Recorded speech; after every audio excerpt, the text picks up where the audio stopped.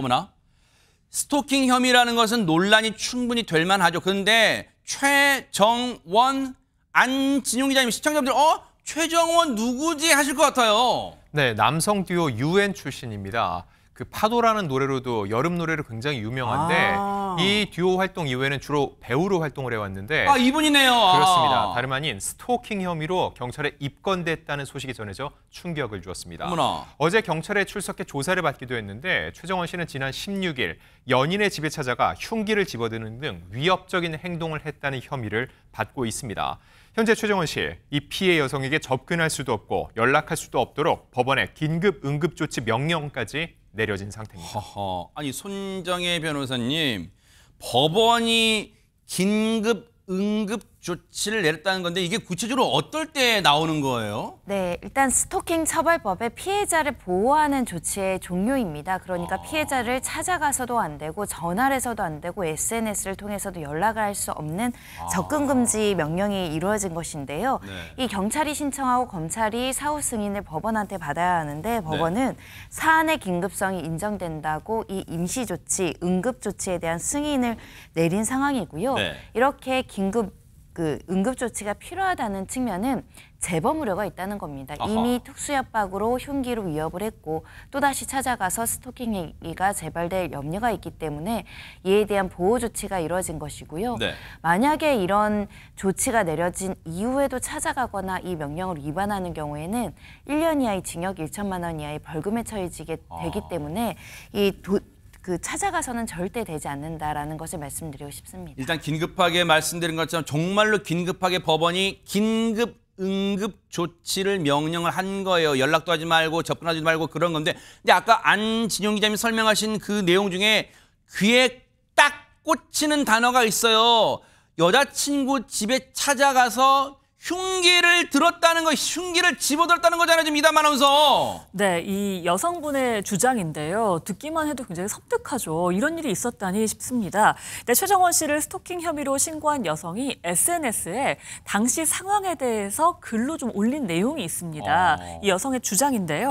최정원 씨가 집에 찾아오고 일단 그 다음 날 경찰에 신고를 했다고 하는데 현장 감식과 피해자 조사만 6시간 정도 받았고 한밤중에 도망가듯 이사를 했다라고 합니다. 굉장히 공포스러웠다라고 이야기를 하고 있는 건데요. 그럼에도 불구하고 신고를 굉장히 한참 망설이다 했다라는 거예요. 나에게 흉기를 겨누어도 신고를 하는 부분에 대해서 고민이 되더라라고 충격적인 이야기까지 했는데요. 그렇게 고민이 됐지만 결국은 신고를 한 것으로 보입니다. 물론 아직은 스토킹 혐의라고 할게요. 아직 뭐 스토킹을 했다고 단언하기엔 조금 좀 더 조사가 필요한 부분이 있는 것으로 보여져서 일단 스토킹 혐의라고 해둘 텐데, 그런데 하재근 평론가님, 아무리 연인 사이라고 해도 물론 여성 측 주장이긴 합니다만 이거는 정말 섬뜩한 행동이잖아요. 최정원 씨가 바로 또 입장을 냈는데 완전히 잘못 알려진 내용이다라는 입장입니다. 그러니까 경찰 조사를 받은 건 맞지만 현재 알려진 내용은 너무나도 와전됐다라고 하면서 억울하다고 하고 있고 SNS에 글을 올렸는데 최정원 씨가 뭐라고 그랬냐면 어제 보도된 내용은 저와 여자친구 사이의 개인적인 갈등으로 사소한 다툼이 확대되어 발생한 일종의 해프닝이다 라고 하면서 제가 흉기를 들고 협박하거나 스토킹을 했다는 주장은 전혀 사실이 아니며 해당 내용은 저와 여자친구 모두 명백히 부인하고 있다. 이렇게 썼습니다.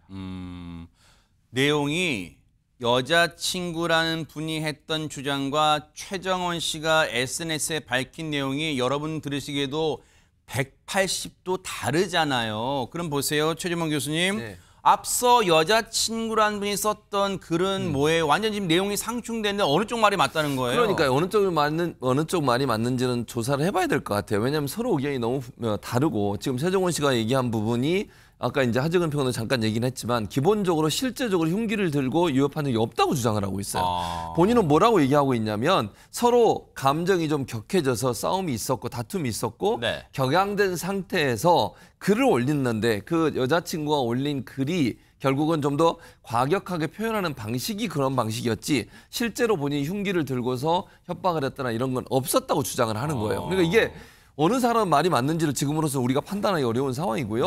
뭐라고 또 얘기를 했냐면 지속적으로 본인은 스토킹을 하지도 않았다라고 얘기를 하고 있고요. 여자친구와 한 차례 말다툼이 있었고 이후 최정원 씨가 여자친구의 집에 찾아가 얘기를 하다가 여자친구가 자신을 신고한 것이다. 그러면서 이게 어떻게 스토킹이 될 수 있냐라고 강변을 하고 있는 상황입니다.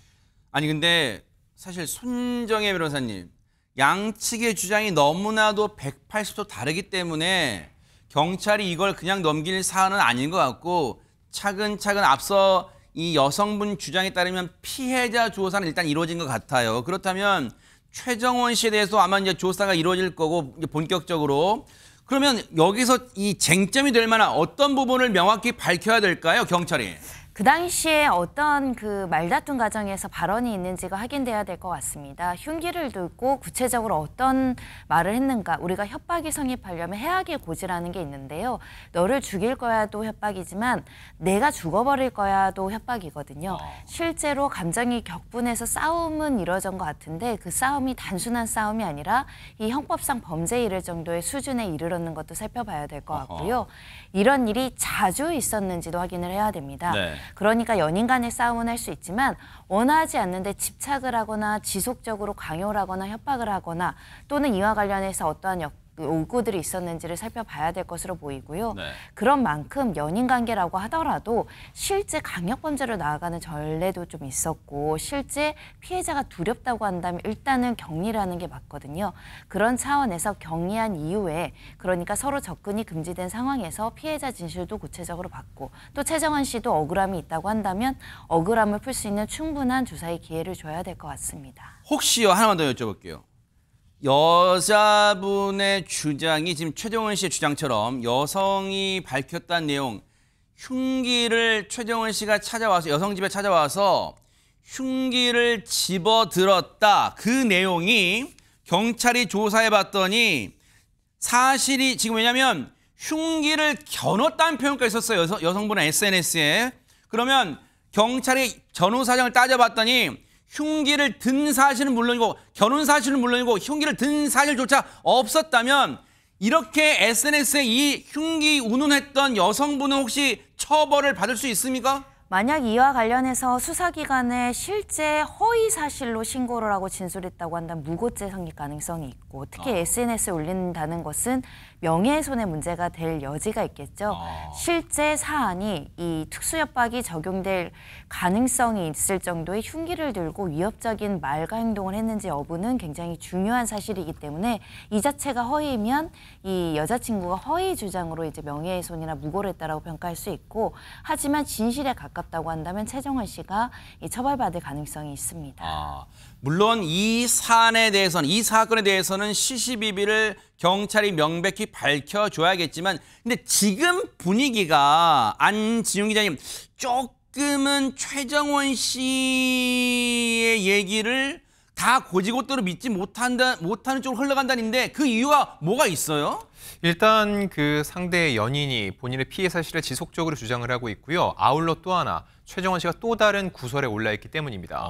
최정원 씨가 배우로 전향한 후에 근데 지금 최근 3년 가까이 활동을 못했습니다. 왜 그러냐면은 지난 2023년 상간남 의혹이 불거지면서 1억 원의 손해배상 청구 소송에 휘말려 있기 때문입니다.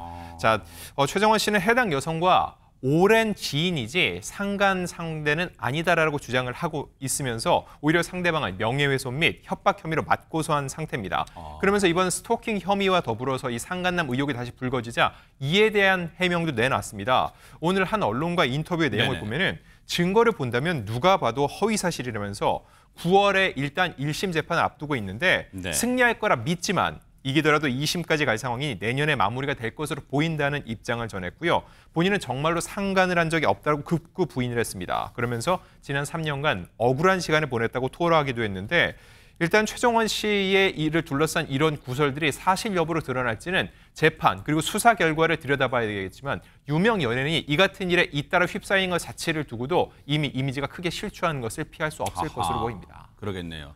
어쨌든 이 사안에 대했고 이 스토킹 혐의에 대해서는요, 뭐 상간남 소송은 이제 진행될 테니까 스토킹 혐의 사건에 대해서는 우리가 억측은 하지 말고 수사 상황을 차분하게 지켜볼 필요가 있지 않나 그런 생각해 봅니다.